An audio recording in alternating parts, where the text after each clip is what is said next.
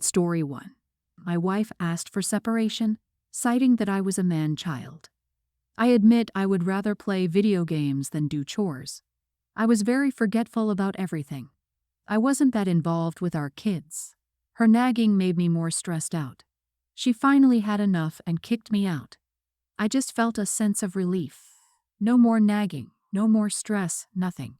When I got to my apartment, I cleaned everything. I stopped forgetting things. It made sense to wash dishes now, and it made sense to make my bed. I felt the urge to clean. It was like I was a different man. I was more involved with my kids, and it made sense now to pack lunch for them to read them bedtime stories. Whereas in our marriage, I just felt burdened. I still played video, but it wasn't like an addiction I used to have. It's like my problems and all the mental blocks just ended overnight. I looked online for more advice on life after divorce and was told to go to the gym. I did it once. The gym isn't for me. I do some jumping jacks and stuff for 15 minutes a day and eat healthy. I've lost 30 pounds in 4 months. I've been dipping my feet in dating too, and I have or had a kind of friends with benefits situationship. I'm taking things casual for now. All in all, my life is going on an upward trajectory. I've realized that I'm not a man-child. More so, my wife is a bad partner, and that's why I used to seek comfort in video games and felt no motivation in life. When I separated from her, I became better almost instantly. My wife has seen my change and wants to get back together. I was wishy-washy in rejecting her at first, but I've made up my mind now and told her she's better off without me, which is actually true. She wasn't wrong in leaving me for her and me. She will not take that for a reason. She insists that she will decide what's good for her and that I should return. I've been very nice while rejecting her offer.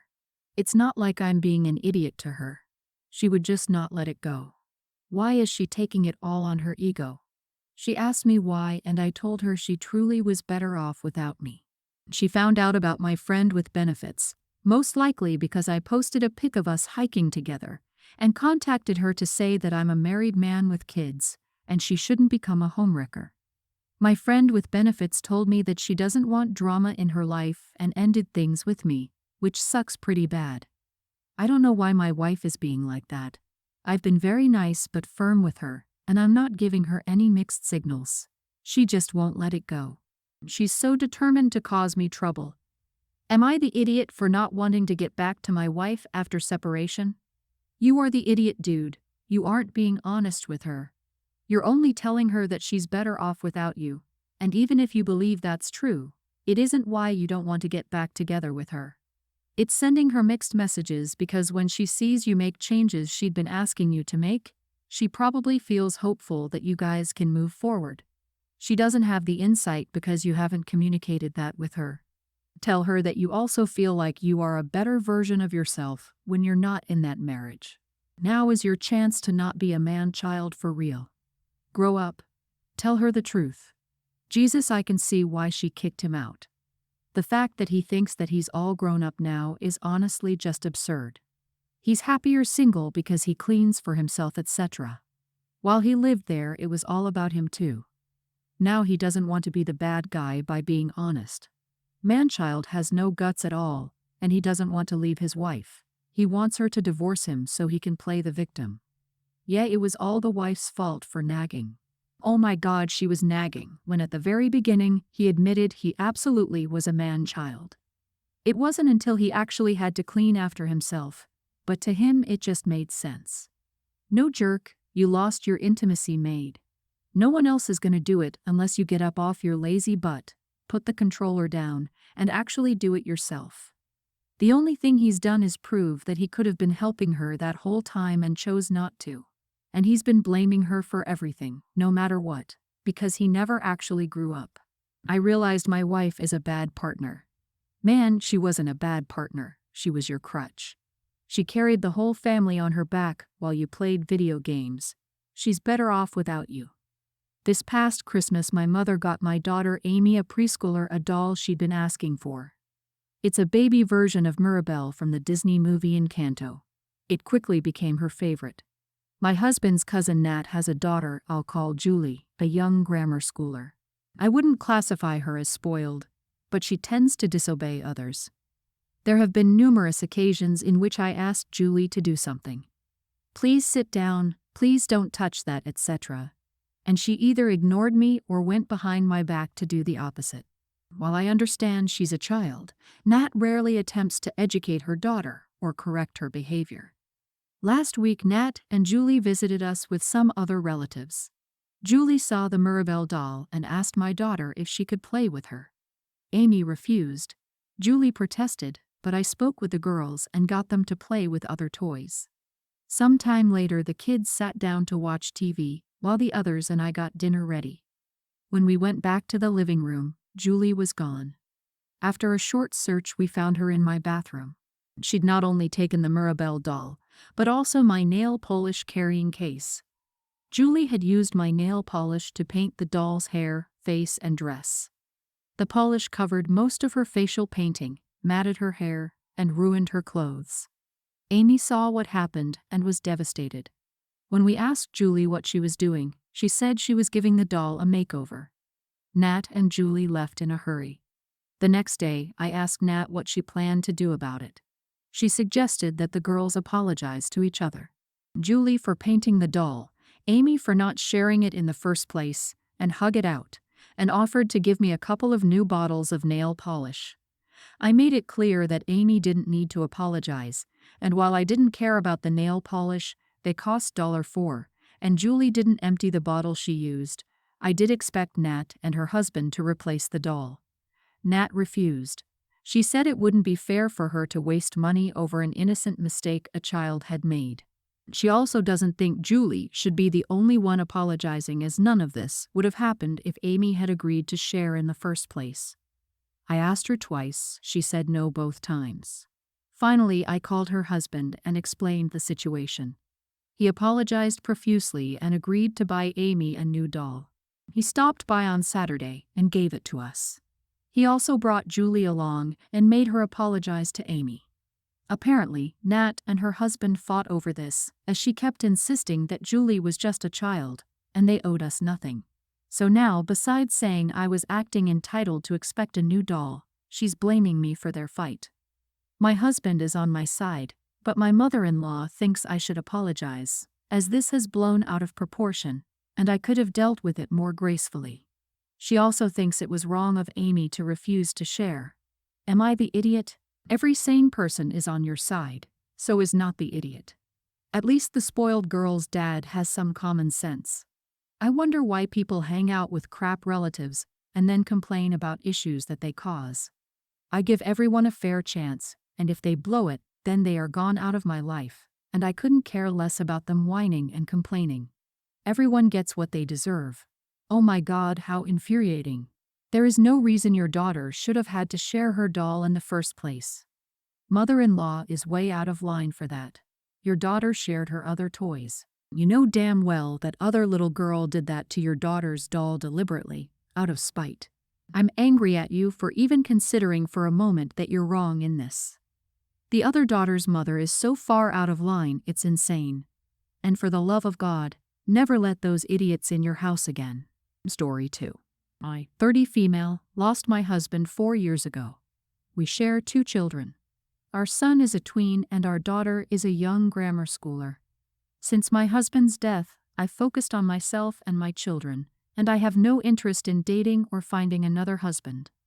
My mom had experience with this when my sister and I were children, young grammar schoolers. We lost our dad and mom remarried 15 months later. At the time, she told us we were getting a new dad. Once the husband arrived, there was an expectation and pressure to call him dad, and mom took down all photos of dad. We, my sister and I, took some photos of dad and hid them with our friends out of fear mom would destroy or throw them all away. She didn't, but the ones we didn't take were locked in storage and have never seen the light of day. My sister asked for them occasionally and was told she didn't need them. Our dad's stuff is likely in there too, if they weren't tossed in the garbage. It caused a lot of strain between us and mom. For the last 2 years, my mom has been dropping hints that I should get back out there, and I always said I didn't want to or I would ignore it. Then a couple of months ago, she told me I needed to get my kids a dad before it was too late, that I needed a husband. I told her they have a dad who doesn't need replacing. She dropped it for another few weeks, but then she brought it up to me last week. She told me the kids need a dad, and I need a husband around, or I will be alone and lonely for the rest of my life. She told me I couldn't remain dedicated to being my husband's wife for the rest of my life. She said I'm too young, and the kids are too young never to get another dad. I told her I don't want another husband, and my kids don't need another dad. She asked me where I would be if she had that mindset, and I didn't have a dad. I told her I lost my dad at 6, and I miss him every day, and I never had another one. Things escalated from there, and she asked me how I could say that when her husband has been my dad for 24 years. I told her he never has been and never will be, and just because she replaced my dad doesn't mean I want to replace my husband. Mom was furious and told me that wasn't fair, and that I should understand her better.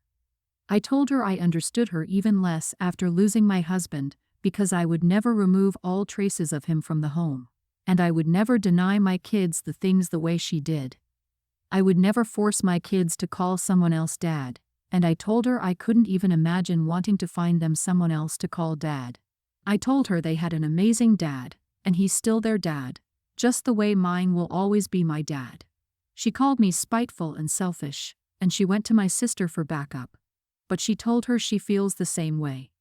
My aunt, who is my mom's sister, told me I shouldn't have said what I did, and accusing her of replacing my dad instead of saying she just wanted us to be happy is cruel, and I'm old enough that I should understand. Am I the idiot? Not the idiot. Off the top, I'm sorry for your loss, and I hope your kids keep getting to know their dad through your and other loved ones' memories of him. There is some validity in your mom saying you shouldn't have to feel like you need to live as your husband's widow forever. You can treasure that love and also find new love. But your mom is majorly overstepping.